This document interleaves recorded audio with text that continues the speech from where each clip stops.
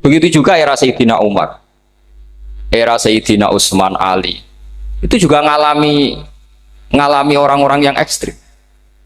Misalnya begini, saya contohkan korban-korban ekstrim yang real. Sayyidina Ali itu masyhur, dia punya musuh besar namanya Muawiyah. Karena permusuhan ini tidak bisa dihindari. Jadi kalau dalam fikih Islam ini anak-anak saya ajari fikih. Kalau orang mukmin membunuh orang mukmin itu hukumnya dosa besar apa kecil? Besar. Itu di bab kisos. Tapi orang fikih itu unik. Di fikih itu ada kitabus siyal namanya. Di takrib ada kitabus siyal. Dan di situ ada penjelasan mangkutila duna mali fahuwa syahid. Orang yang dibunuh karena membela hartanya atau keluarganya, itu dia mati syahid. Kalau dia posisi membunuh, maka malingnya atau penjahatnya muhaddarun damu, nggak punya hak nuntut kisos karena dianggap nggak ada artinya darah. Nah sekarang begini, suatu saat ada garong ke rumah Anda, ingin membunuh Anda karena ingin mengambil harta Anda. Anda ingin ingat status mukminnya atau status garongnya. Terus kamu mau dibunuh diam aja. Saya tidak mau membunuh orang apa? Mukmin atau membunuh orang muslim. Nah, kesulitan yang dialami Sayyidina Ali seperti itu. Orang-orang Khawarij cara berpikir Ali ku geblek. Wong mukmin kok pengen mateni mukmin. Muawiyah ya geblek pisan. Wong mukmin kok pengen mateni orang. Padahal suasana sudah kacau. Ketika seorang penjahat mau membunuh yang punya rumah dan yang punya rumah ingin membunuh penjahat, itu namanya mukmin bentrok sama orang mukmin. Apa orang benar sahibul hak ingin mempertahankan haknya? Tidak sampai saya tanya. Itu sahibul hak, yaitu yang punya rumah ingin mempertahankan haknya. Meskipun dalam duel ini kadang terjadi pembunuhan. Nah di sini ini ya, ulama ahli sunnah menyebut masalah istihadiyah. Kelompoknya Sayyidina Ali mempertahankan nyawanya meskipun dengan cara membunuh pasukan Muawiyah. Pasukan Muawiyah juga mempertahankan nyawanya meskipun harus membunuh pasukan Ali. Zaman itu susahnya istihad seperti itu. Tapi orang Khawarij cara berpikir enggak, ini biang keladi masalah itu Ali sama Muawiyah. Mereka malah rapat, ya sudah dua-duanya bunuh saja. Ya masyhur tuh, akhirnya Sayyidina Ali dibunuh oleh orang Khawarij. Makanya ini penting ya, pentingnya ngaji seperti ini. Jadi kamu harus dilatih berpikir nubuwah. Ya, dilatih berpikir apa? Nubuwah disebut al ulama warasatul. Meskipun dengan cara yang ekstrim, tapi pikirannya saja, jangan perilakunya. Saya punya contoh sekian kasus, sekian tragedi. Misalnya begini, saya itu dulu punya teman, dia soleh, bisa baca Fathul Mu'in. Dia itu janggal, bilang sama saya, Gus, tidak biasanya Rasulullah itu agak-agak nyindir orang fakir. Ini kok ada hadis kadal fakru ayakuna kufur, bahwa kefakiran itu mendekati apa? Kekufuran. Dia itu aneh sekali. Biasanya tidak biasanya Rasulullah kritik seperti itu. Walhasil ini singkat cerita, anak ini ngalami satu trauma. Dia itu miskin. Gara-gara miskin gitu jadi buruhnya orang non muslim. Dan sering disuruh nganter majikannya itu ke tempat-tempat lokalisasi. Dia mulai mikir, ini gara-gara fakir saya harus nganter orang ke lokalisasi. Mulai ingat dia, sedekah Rasulullah, ini gara-gara fakir saya jadi pengantar orang ke lokalisasi. Suatu saat majikannya itu benar-benar bangkrut, malah dari disuruh nganter. Pokoknya carikan yang cantik bawa sini, pusing. Nah, dia akhirnya walhasil lari terus keluar. Terus dia cerita betapa ekstrimnya fakir, sehingga gara-gara fakir saya harus jadi penolong orang yang mau apa mak. Anda boleh berpikir ekstrim, tapi ekstrim dalam melawan kemungkaran itu tadi. Saya nggak boleh jadi fakir, tapi takutnya fakir yang nanti jadi alat kemak. Imam Ghazali juga punya contoh seperti itu. Imam Ghazali pernah marah besar ketika tren di Baghdad itu orang belajar fakir semua. Hatta layakuna tamma tabibun illa min ahli dhimmah, kata beliau. Sampai di Baghdad itu tidak ada dokter kecuali orang kafir dhimmah. Akhirnya kalau ada ulama sakit, saya masih ingat pas kecil, kalau ada ulama sakit itu tidak boleh dibawa ke rumah sakit. Takutnya ketemu dokter muslim, non muslim malah disuntik langsung apa?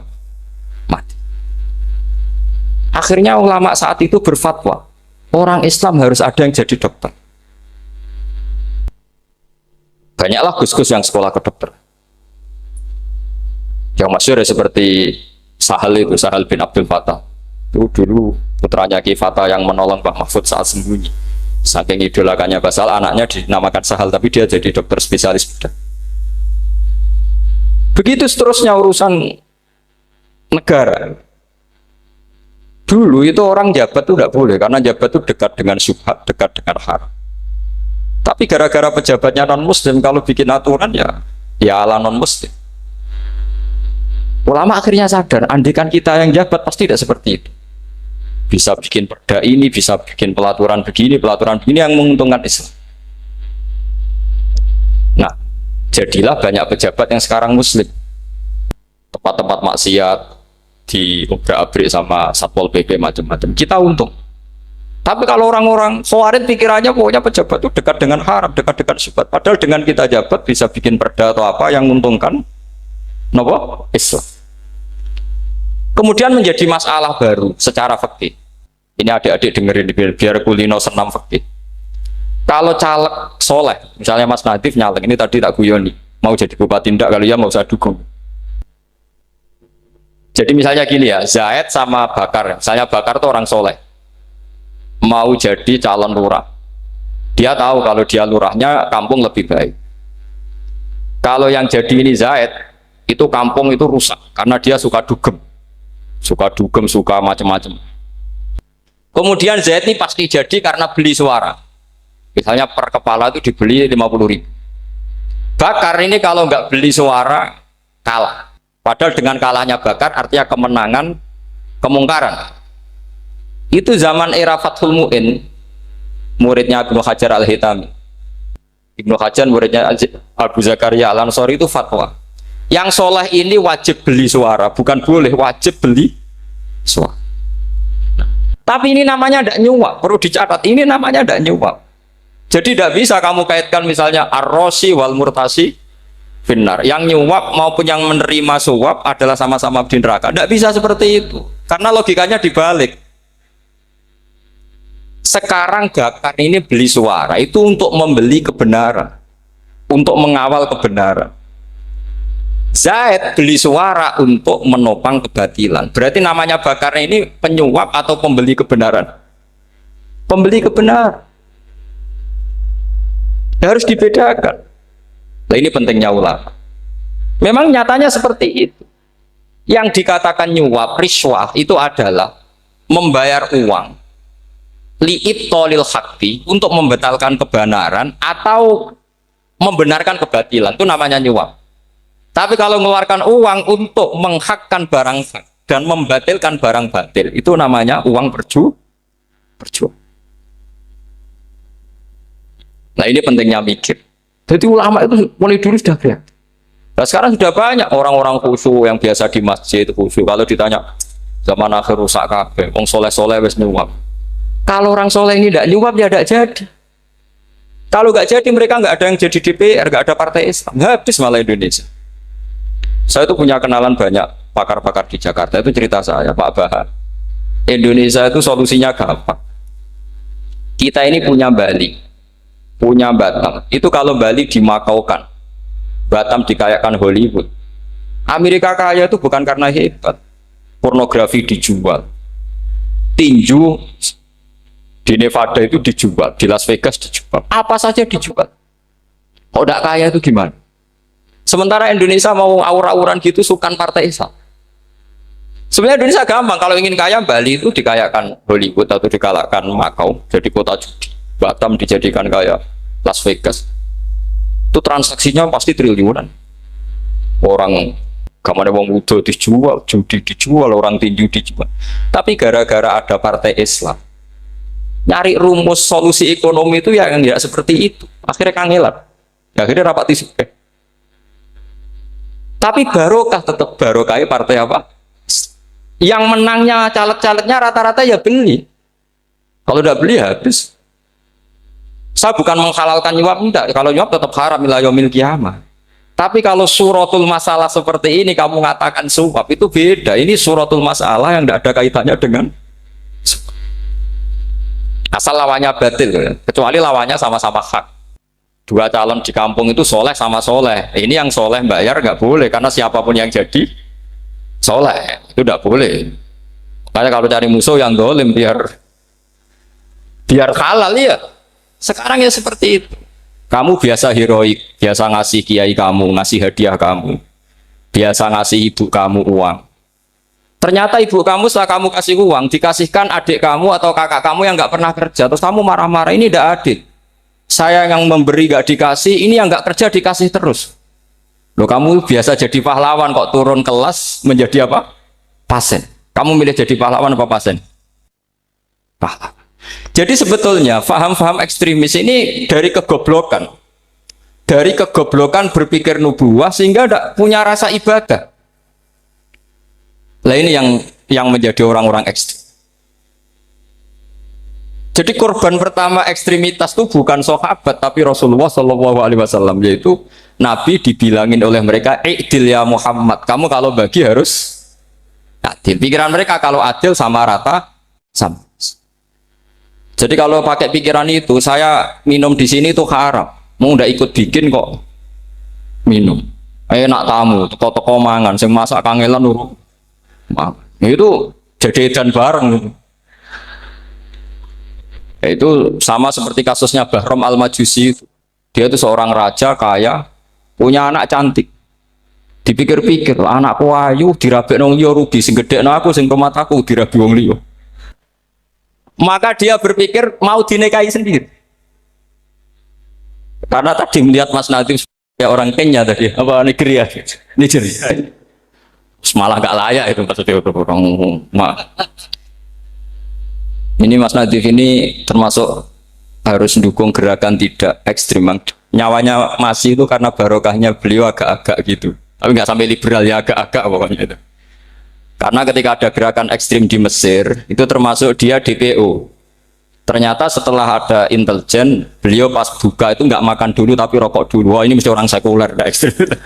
Akhirnya nyawanya sampai sekarang itu barokahnya rokok pas iftar itu pas. Nah, tanya ini masih hidupnya Mas. Ya, pernah sepuh sama saya. Jadi pikiran-pikirannya Bahram itu seperti itu. Walhasil akhirnya Bahram itu menikahi anaknya sendiri. Masyhur itu dalam cerita. Jadi ceritanya itu ada seorang wali tidur di Masjid Haram sama Rasulullah, ditemuin gitu. Terus kata Rasulullah, salam saya untuk Bahram Al-Majusi. Ternyata dicari-cari nggak ada Bahram lain kecuali Bahram yang berdua, bahkan anaknya sendiri mau dinikahi. Ya cara berpikir karena seperti itu. Kalau kita berbuat banyak harus dapat. Itu bahaya. Bahaya sekali karena kalau dalam teori beragama itu al-yadul ulya khairum minal yadis sufla. Kalau biasa ngasih ya ngasih saja, itu heroik. Itu bagus. Jangan biasa ngasih sekarang bermental apa? Pas. Makanya saya itu kalau ngajar di pondok yang dulu pernah saya belajar di situ atau yang pernah sepuh itu, dikasih itu bingung. Karena saya ya masih waras itu, jadi kalau dikasih itu bingung. Tapi banyak juga guru-guru yang dulu ngaji lama setelah ngajar di pondok alma maternya nuntut, itu saya tidak tahu itu sudah ada agak-agak kayak itu tadi. Walhasil si Bahram tadi itu, ini cerita harus saya teruskan karena nggak boleh diputus. Dapat salam dari Rasulullah, ternyata dibalik nakalnya dia itu pas mau bulan pertama, malam pertama itu ada seorang janda sepuh ke situ, ganggu dia tentu ya. Ketika dikejar pulang lagi sampai 3 kali. Dia tanya, kenapa Bu kamu begitu? Katanya, saya ini anak-anak saya kelaparan. Kalau saya pulang anak-anak saya nangis minta makan. Saya ingin minta Anda. Tapi setelah saya ingat Anda ini majusi, saya mukmin, saya mukminah, saya pulang. Ya sudah Bu, kamu di rumah saja. Nanti saya kirimi makan. Dikirimi sendiri, padahal dia seorang raja, orang kaya. Barokahnya itu dia dikasih tobat sama Allah. Dan paginya ketemu tamu yang mengirimkan salam dari Rasulullah SAW. Akhirnya Bahram ini menjadi muslim. Tapi intinya berpikir seperti tadi itu salah, bahwa kalau saya jasa banyak harus mendapat apa? Ini cara berpikir orang-orang Khawarij. Iya, saya pernah ditanya seorang dosen, Gus, saya ini kalau baca sejarah perang Badar atau perang Uhud, yang saya tidak nerima itu satu. Kenapa setiap ghanimah, harta orang kafir dan istrinya orang kafir kok disita orang Islam, dan yang perempuan jadi amat, kemudian juga digauli orang Islam, yang hartanya orang kafir juga jadi asetnya orang Islam, kok kayak garong. Dia tanya seperti itu sama saya. Terus saya jawab, kalau sampean ada garong dan kemudian bawa senpi, senjata api, kemudian garong Anda, penjahat Anda lumpuhkan, ya senpi itu harus Anda kembalikan. Monggo penjahat ini kagungan jenengan beto wangsul, karena ada milik Anda, harus dikembalikan. Wah, tidak bisa Bapak, kalau saya kembalikan pasti dipakai jahat lagi, dipakai kriminal lagi. Ya sama, kalau asetnya orang kafir dikembalikan ke orang kafir akan menjadi aset kekafiran lagi untuk menghancurkan kita. Nah, perempuan juga sama. Perempuan itu alat produksi. Jika perempuan tadi dikembalikan ke orang kafir, maka kamu menolong populasi orang. Ya seperti itu. Paham? Makanya disita dalam perang loh ya, tapi dalam perang yang legal. Nah itulah kenapa amat halal. Makanya di Quran itu illa ala azwajihim aw ma malakat ayman. Paling enggak itu masih ada ulama atau pemikir atau ustadz siapa saja yang bisa memahami logika apa? Nanti kalau ulama ini sudah meninggal, orang akan mencibir Islam dengan cara mengatakan Islam itu jabar, yaitu menyita hartanya orang kafir dan istrinya orang kafir setiap kali terjadi perang. Karena pemikiran ini pasti sama-sama kutubnya, sama-sama ekstrim. Nah ini penting saya katakan. Makanya masyhur itu perdebatan Sayyidina Ali dan Muawiyah. Ini saya kutip sedikit. Ini ya sama-sama berpikir ekstrim, tapi ekstrim yang baik. Walhasil dalam satu kerja bakti di Masjid Kuba, itu ada sahabat namanya Ammar. Ini di depan umum, ini penting. Kalau dalam ilmu hadis di depan umum ini penting karena nanti menjadi mutawatir. Beda dengan hadis yang Nabi ngendikan sama satu dua sahabat, namanya hadis ahadi. Di depan umum Nabi guyon gini sama Ammar, ya Ammar waihak taktuluka alfiatul baghiyah. Ammar, kamu ini nasib kamu itu agak sial. Karena nanti yang membunuh kamu itu kelompok yang tidak benar. Alfiatul baghiyah itu kelompok yang tidak benar. Itu disaksikan sekian sahabat. Walhasil suatu saat Ammar ini ikut perang dan ikut pasukannya Ali dan terbunuh oleh pasukannya Muawiyah. Seneng Ali. Walhasil Ammar ditemuin sama Ali. Ya Muawiyah, al-ana dhuhara bi anna fi'ati haqqun wa fi'ataka baghiyah. Sekarang kelihatan siapa yang benar. Saya yang benar, kamu yang salah. Kenapa? Karena Ammar kelompokku dan terbunuh oleh kelompok kamu. Padahal kata Rasulullah yang membunuh Ammar adalah kelompok yang salah. Muawiyah pintar sekali, dia jawabnya gini, laula kama kutila Ammar. Ammar terbunuh karena bela-belain kamu. Kalau kamu tidak nyuruh dia perang juga nggak terbunuh kan. Jadi kamu ikut andil, terbunuhnya siapa? Ammar. Tapi apa kata Sayyidina Ali? Idzan qatala Rasulullah Hamzah. Kalau teori itu Anda pakai, Rasulullah pun membunuh Hamzah. Sekarang Hamzah perang karena suruhan siapa? Rasulullah. Yang membunuh Hamzah siapa? Wahsy. Kalau teori itu Anda pakai, berarti Rasulullah pun membunuh Hamzah. Terus fasa kata Muawiyah, Muawiyah diam. Jadi fikih pun tuh diputuskan lewat pikiran ekstrim. Tapi bukan ekstrim yang merugikan orang lain. Ya, kalau merugikan orang lain namanya sudah la darara wa la dirar, dia menyalahi aturan ini. Makanya saya pernah ngaji di sini dulu ketika tahun kemarin. Fikih-fikih Islam itu punya rumus, itu ya gara-gara pikiran ekstrim sebetulnya. Saya pernah nyontohkan adalah orang itu kalau sholat jenazah itu mayitnya di depan. Itu ulama fikih tidak ada yang punya alasan. Mau hanya bilang gini, hakadha wajadna salafan wa khalafan. Mulai dulu kalau nyolati mayit ya jenazahnya di depan. Ya hanya gitu saja, tidak punya alasan. Makanya ulama lain mengatakan tidak apa-apa jenazah di belakang, yang sholat di depan. Kenapa? Fa innaha laysat bimanzilatil imam. Memangnya jenazah imam kok harus di depan? Itu ya tidak ada yang bisa bantah. Bagaimana mungkin harus di depan? Oh, enggak, imam kok harus. Yang harus di depan itu imam. Jenazah itu imam apa enggak? Enggak. Terus alasan kedua, sholat ghaib. Kalau ada orang mati di Surabaya, Mas Nadib di sini, sholat gaib boleh enggak? Boleh. Jenazahnya di depan apa belakang? Belakang. Di belakang kan? Berarti harus enggak jenazah di depan? Ya dia mau ngakeh yang jelas kalau itu. Lah ini contoh-contoh kecil. Nah orang Khawarij itu orang yang paling tidak mau menerima otak-atik seperti itu. Akhirnya jadi goblok bareng tadi. Ya makanya Rasulullah pun jadi korbannya Khawarij. Muhammad kamu harus adil. Karena pikiran mereka adil itu yang memberi banyak ya dapat banyak. Kalau pikiran nubuah tidak seperti itu. Kalau yang biasa memberi, biasa heroik, biasa baik ya biar tetap biasa memberi. Jangan dilatih jadi apa? Fasih. Ini mungkin adik-adik juga agak keberatan, tapi harus dilatih. Makanya saya itu jadi kiai itu ya mulai kecil anaknya kiai butuh kiai. Saya itu ya mulang tuh senang. Saya tidak pernah terlintas dikasih santri atau dihormati ya enggak. Mungkin sampai mati agak terlintas. Ya pikiran saya sederhana. Biasa mulang pahlawan malah sekarang pasien itu malah kayak cemen, kayak turun kelas itu. Jadi saya terus ya enggak kepikiran sama sekali. Loh kalau saya minta sama Allah karena itu atasan saya. Makanya ada ulama yang ekstrim gini, ini kisah nyata. Ada ulama alim datang ke seorang raja. Rajanya ini soleh padahal. Ternyata pas raja itu berdoa, ya Allah saya kasih ini, kasih ini. Padahal ulama tadi itu mau mengajukan proposal. Mau minta apa gitu. Terus dia pulang ketika ditanya, Pak Kiai kenapa pulang? Ternyata raja itu minta zat yang sama yang saya mintai. Kalau raja saja masih minta ngapain saya minta raja? Saya akan minta zat yang dimintai raja. Terus pulang dia. Oh, itu ya pikiran ekstrim, tapi bagus ekstrimnya. Saya akan minta zat yang dimintai raja. Kalau sampean kan enggak, uteke saya les, sholat dinteni, tetap jalo. Oh, kok orang mikir seperti itu?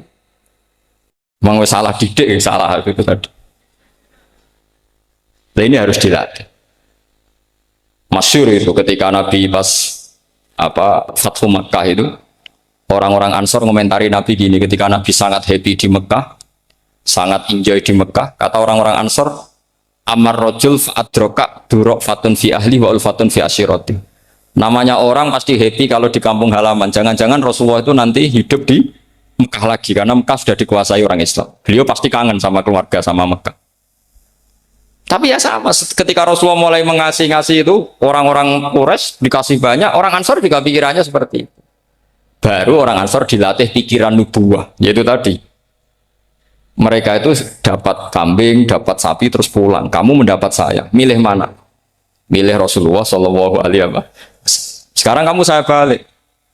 Kamu punya kiai, kamu bisa memberi hadiah, memberi beliau. Suatu saat kiai Anda ini kaya raya, terus sering ngasih orang-orang yang nggak pernah berjasa. Kamu nggak pernah dikasih. Itu kalau pakai pikiran Khawarij, kiai ini salah karena ngasih orang yang tidak berjasa. Tapi kalau kamu pakai pikiran nubuah, enggak. Alhamdulillah saya tetap istiqomah memberi kiai itu. Dan alhamdulillah nggak dibales. Semoga balasannya di akhir. Ya sudah seperti itu. Kalau pakai pikiran gengsi tadi seperti itu. Masa biasa memberi sekarang posisi diberi, saya rak turun kelas. Jadi sebetulnya pikiran ekstrim itu boleh, tapi untuk yang seperti ini bukan ekstrim yang tadi. Makanya ini disebut al-hujjat. Al-hujjat itu satu logika yang bisa mematahkan asumsi awal. Ini saya harap santri-santri matolek putra maupun putri berpikir seperti ini. Sehingga sama. Jadi misalnya sekarang dibalik. Kalau ada orang NTT yang masih non-muslim, itu orang kafir yang harus dibunuh atau orang kafir yang harus didakwai. Mesti pikirannya itu, kalau Nabi itu ya semua yang didakwai Nabi dulu orang kafir. Nah, ketika Nabi di Mekah itu pertama ketemu orang kafir itu dibunuh atau didakwai?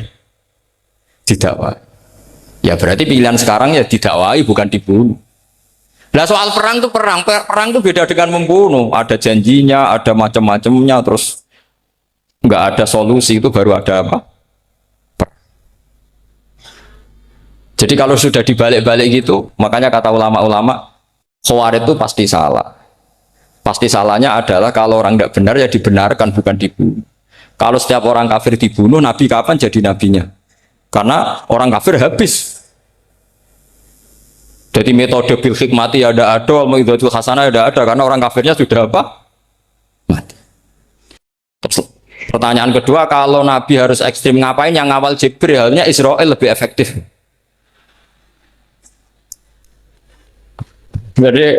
Jadi kalau sama-sama ingin ekstrim, Nabi itu nggak usah dikawal Jibril, kan enggak efektif kan? Harusnya yang ngawal itu siapa? Israel.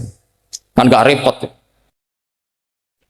Nah, jadi saya mohon ini saya cerita. Jadi korban pikiran ekstrim itu bukan siapa-siapa. Pertama itu Rasulullah. Akhirnya Rasulullah menjelaskan, ya beginilah cara berpikir. Jadi saya kira demikian. Nanti mungkin kalau ada tanya-tanya, ada pertanyaan.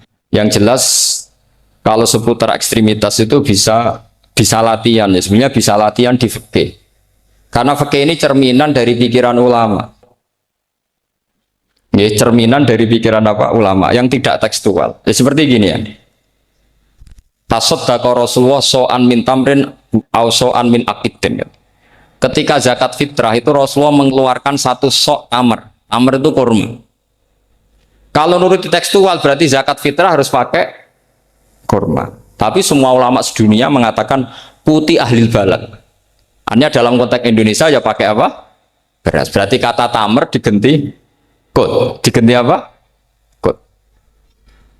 Jadi orang itu jangan diajak goblok bareng. Masa Nabi ngendikan tamar harus apa? Makanya saya pernah debat. Pak Nabi itu cingkrang. Kenapa orang-orang itu rata-rata tidak cingkrang? Saya bilang, Nabi itu hidupnya di Mekah. Kenapa Anda hidup di Indonesia? Iya, Nabi itu hidupnya di Mekah. Terus saya tanya lagi, Nabi itu hafal Quran, kamu udah hafal? Saya hafal Quran. Kalau cingkrang gampang, karek ngetok kata saya. Ya, kalau ada sunnah Rasul, Nabi hafal Quran, enggak? Hafal kan? Berarti kalau ikut sunnah Rasul, hafal Quran. Jangan cingkrang tok, ya hafal apa? Ya sama poligami juga gitu, yang tadi diceritakan Mas Natif itu. Nabi itu poligami setelah Khadijah meninggal. Apa mereka mau nunggu istri pertama meninggal? Kalau ingin persis loh, kalau ingin persis nunggu istri pertama meninggal. Ayo, enggak mau juga kan? Ya biasa saja lah. Pokoknya yang dihalalkan syariat ya kita bilang halal, yang diharamkan kita bilang apa? Enggak usah sok suci sunnah Rasul. Saya punya banyak cerita. Abu Bakar itu dulu sering menghindari sunnah Rasul. Dulu Rasulullah itu kalau ada orang minta ya dikasih. Ketika era Abu Bakar bikin Baitul Mal. Ketika ditanya ini zaman Rasulullah tidak ada. Kata Abu Bakar, huwa Rasulullah. Beliau itu Rasulullah. Mau gak di-manage ya negara tertib. Umar bikin pasukan. Pasukan itu diangkat negara. Kalau dulu zaman Nabi yang ikut perang bahaya, yang tidak perang namanya munafik. Era Umar tidak, militer itu ditunjuk. Ya digaji pakai Diwanul Murtaziko. Ketika ditanya kenapa tidak kayak Rasulullah? Huwa Rasulullah. Mau tidak tertib pun tetap negara stabil. Karena ada karisma. Jadi kadang-kadang dalam banyak hal itu kita malah tidak boleh persis Rasulullah karena kadang banyak khususnya. Yaitu contoh yang paling masyhur di fikih ya kayak Nabi itu nikah 9 itu khususnya. Dalam strategi juga sama. Dalam strategi memanage negara juga sama, banyak sahabat yang punya ide yang zaman Nabi itu tidak ada. Ketika ditanya kenapa tidak persis Nabi? Katanya huwa Rasulullah. Ya Rasulullah itu meskipun seperti itu, meskipun tidak tertib secara rasional, tetap dikawal wahyu. Makanya negara baik-baik saja. Kalau saya ini hanya Abu Bakar, kalau tidak ya repot. Umar ya sama, bikin Diwanul Murtaziko. Utsman juga sama, di-manage negara. Sayyidina Ali juga di-manage. Kalau Nabi tidak. Tapi tidak apa-apa, karena ada karisma. Sama tak cerita nih, masalah zakat yang masyhur. Orang paling bakhil sekalipun, paling kikir sekalipun itu zaman Rasulullah bayar zakat. Karena pikirannya setelah zakat dikasihkan, Rasulullah mendoakan. Khudh min amwalihim shadaqatan tutahhiruhum wa tuzakkihim biha wa sholli alaihim. Inna sholataka sakanul lahum. Era Abu Bakar enggak. Sorry ya Abu Bakrin, dulu kita zakat sama Rasulullah karena didoakan beliau. Kamu hanya Abu Bakar, saya tidak mau zakat. Ya sama lah seperti orang dipimpin ulama-ulama karismatik, orang dipimpin Badola itu tidak usah metai, santri sudah nurut. Dipimpin Nazif, gak bikin pelaturan, habis pondok. Kalau tidak ngancam, gak gini, ditakzir, gak gini, habis. Zaman Badola dehem tok santri wedi. Mas Nadif dehem. Oh, enggak. Nah, makanya Rasulullah itu tidak banyak bikin pelaturan. Rasulullah itu kalau mau perang itu hanya bilang sahabat, saya besok ditantang Abu Sufyan di sini. Saya mau perang. Oh, itu sahabat ikut semua. Orang melihat wajahnya, melihat karismanya sudah tertarik ingin menyelamatkan beliau. Kita tidak akan ridho Rasulullah keluar sendiri. Kalau Abu Bakar ya enggak. Pertama Abu Bakar pidato sudah sopan. Saya memimpin kamu. Ini qutwulitu walastu bikhairikum. Saya ini memimpin kamu, tapi bukan berarti saya yang terbaik. Jika saya benar maka dukunglah. Kalau salah ingatkan. Itu pertama orang-orang bilang apa? Fawwala uqiman nakabisef. Nanti kalau Anda salah tak ingatkan pakai pedang. Ya karena hanya Abu Bakar bukan Rasul.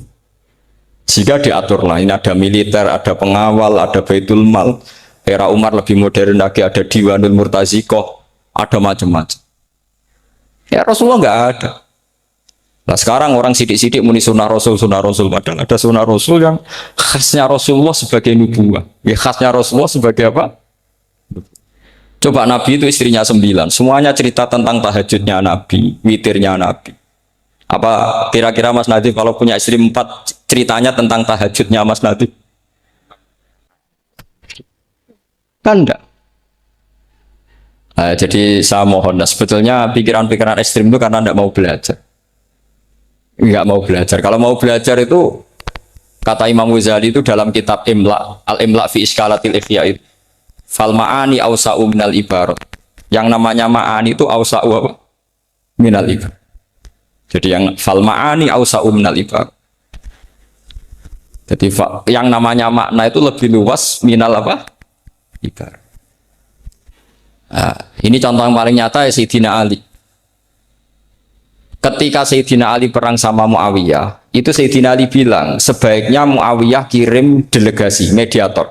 Saya juga kirim mediator. Terus orang-orang Khawarij karena tadi tekstual. Mahada ya Ali. Ini apa ya Ali? Lam yujad fi kitabillah. Aturan mediator itu tidak ada di Quran. Bahwa kalau kita perang harus ada mediator itu tidak ada. Terus Sayyidina Ali baca ayat wa in khiftum shiqaqa bainihima fab'atsu hakaman min ahli wa hakaman min ahliya.